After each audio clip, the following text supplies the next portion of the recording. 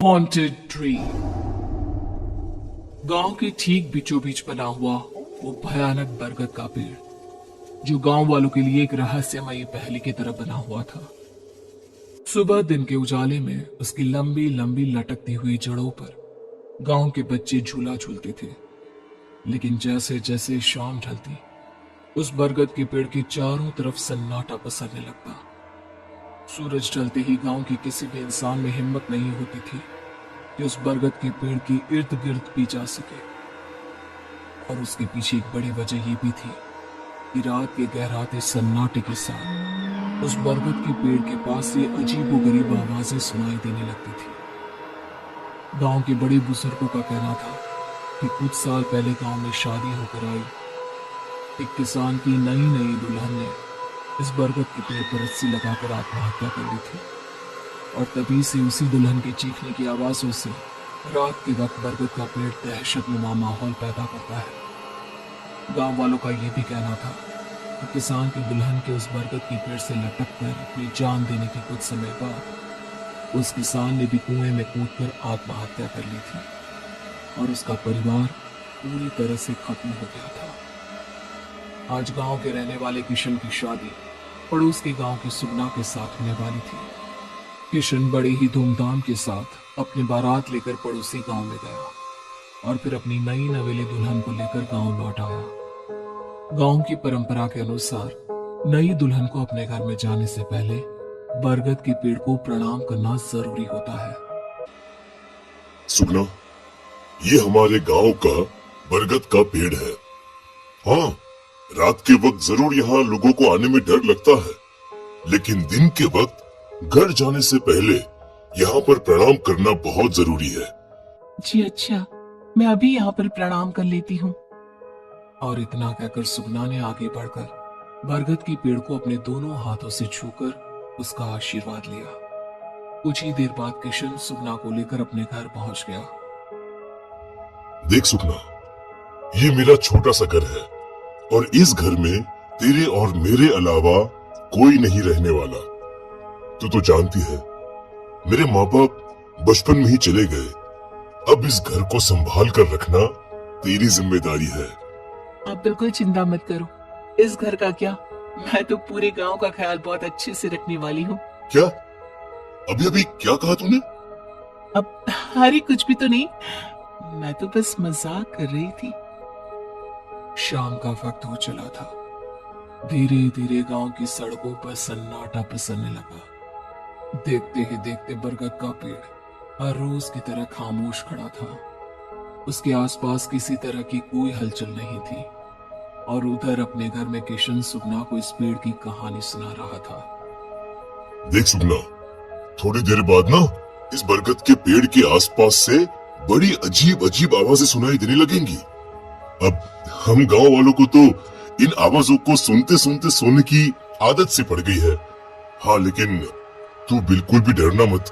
मुझे किसी चीज से डर नहीं लगता। अरे आने दो, जो आवाजें आ रही है मुझे क्या। वैसे भी अब तो आप मुझे बता ही चुके हैं कि ये बरगद का पेड़ बहुत डरावना है। और इतना कहकर सुगना किशन की बाजू में ही बिस्तर पर लेट गई और थोड़ी ही देर में उसे नींद आ गई। पर किशन का ध्यान अब भी बरगद के पेड़ की तरफ से आने वाली आवाजों पर ही था। लेकिन आज उस बरगद के पेड़ की तरफ से कोई आवाज सुनाई नहीं दी। अगली सुबह जब किशन सोकर उठा तो उसने देखा सुगना उसके बाजू में नहीं थी।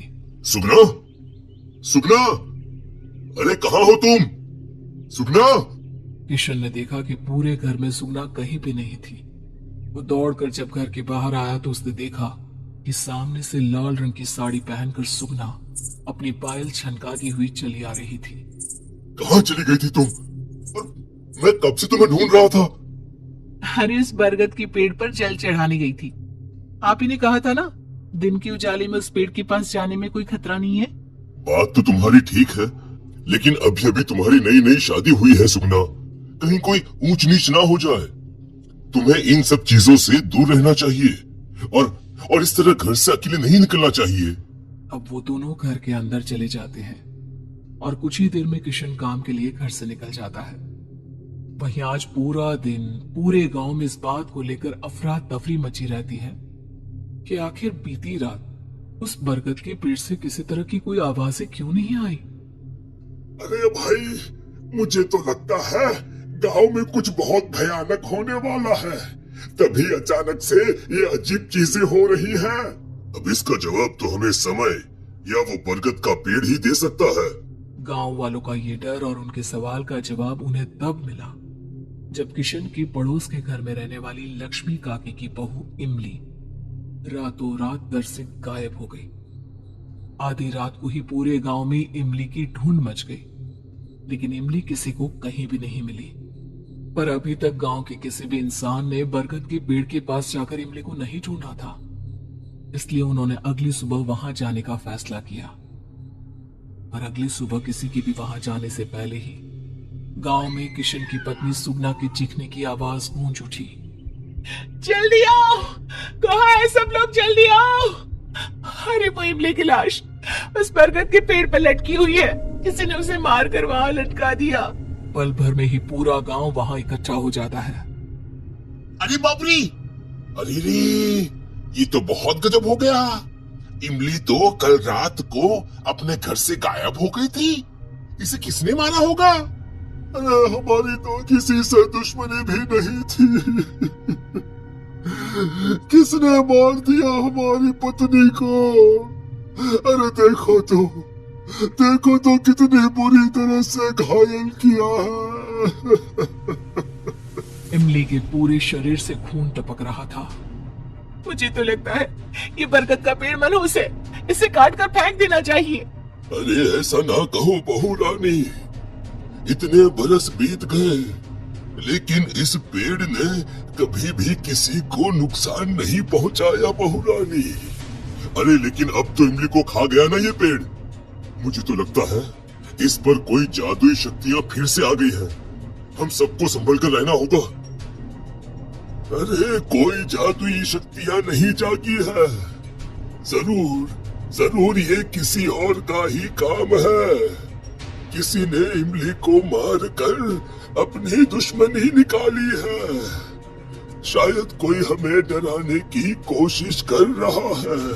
इमली की मौत की वजह से उसके घर के साथ साथ पूरे गांव में हाहाकार मच गया था।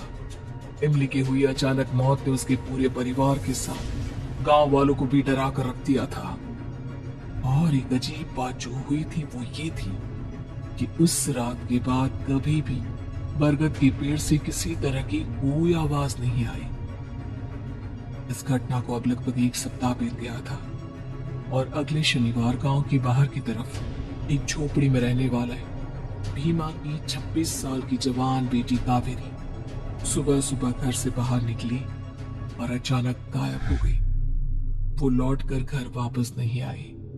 भीमा गांव वालों के पास आती है। रोज सुबह 5 बजे कुएं से पानी भरने जाती थी, 1 घंटे में लौट आती थी, लेकिन आज हमारी बेटी का कहीं कोई पता नहीं। अरे जाकर बरगद के पेड़ के पास देखो ना, कहीं उसे भी तो किसी ने मारकर वहां नहीं लटका दिया। अरे शुभ शुभ बोलो, कोई भला हमारी बेटी को क्यों मारकर लटकाएगा? अरे लेकिन एक बार बरगद के पेड़ पर हमें जाकर देखना तो चाहिए।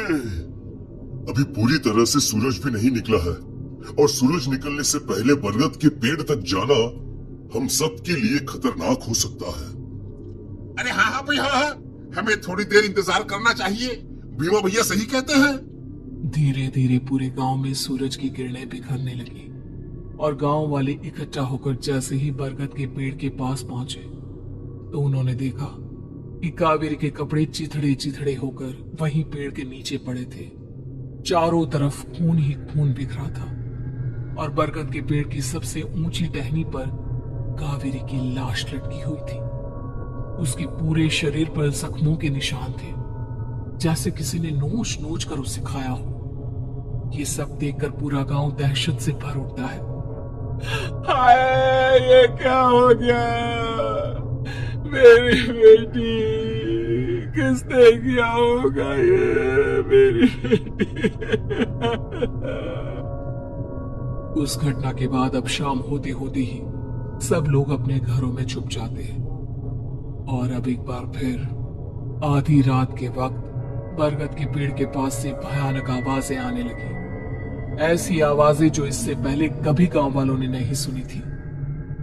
अरे रे, हे भगवान, ये क्या मुसीबत है? ये आवाजें कैसी? क्या कोई संकट आने वाला है? अरे अरे, ये सुगना कहाँ चली गई? सुगना को आधी रात को घर में ना देखकर किशन बुरी तरह घबरा जाता है। वो अपने घर से बाहर निकलता है और चिल्लाने लगता है। तभी एक आवाज उसके कानों में सुनाई पड़ती है। मैं यहाँ हूँ किशन, यहाँ बरगद के पेड़ के पास, चले आओ। किशन दौड़ता हुआ बरगद के पेड़ के पास पहुंचता है। तभी पूरे गांव में खून की बारिश होने लगती है।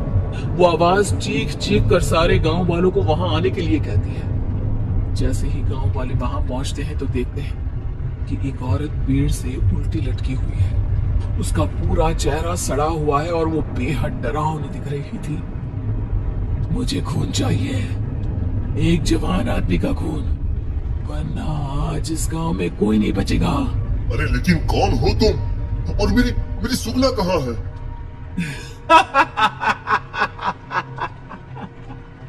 तेरी सुगना इस बरगद की जड़ के नीचे कैद है। उसे बचाना चाहता है तो अपने खून की बलि चढ़ा। अरे नहीं किशन, इस चुड़ैल की बातों में मत आना। ये तुम्हारी जान लेना चाहती है। नहीं काका, नहीं, मैं सुगना को यूं मरते हुए नहीं छोड़ सकता। और देखते ही देखते किशन पास में पड़ी कुल्हाड़ी उठाकर अपनी गर्दन काटने की कोशिश करता है। लेकिन तभी एक औरत काले कपड़े से अपना चेहरा छुपाए हुए वहां आती है और किशन की कुल्हाड़ी को दूर फेंक देती है। ये डायन सबको मारना चाहती है, लेकिन मैं आज इसे नहीं छोड़ूंगी। इतना कहकर सुगना अपने हाथ से कुछ चीज मंत्र पढ़ते हुए पेड़ से लटकी उस औरत के ऊपर फेंकती है और तभी खून की बारिश रुक जाती है। अरे ये सब तुमने कैसे किया सुगना बिटिया? कुछ साल पहले जिस दुल्हन ने इस पेड़ से लटक कर अपनी जान दी थी, वो कोई और नहीं, मेरी बहन ही थी। और मुझे पता था कि उसे कैसे काबू किया जा सकता है।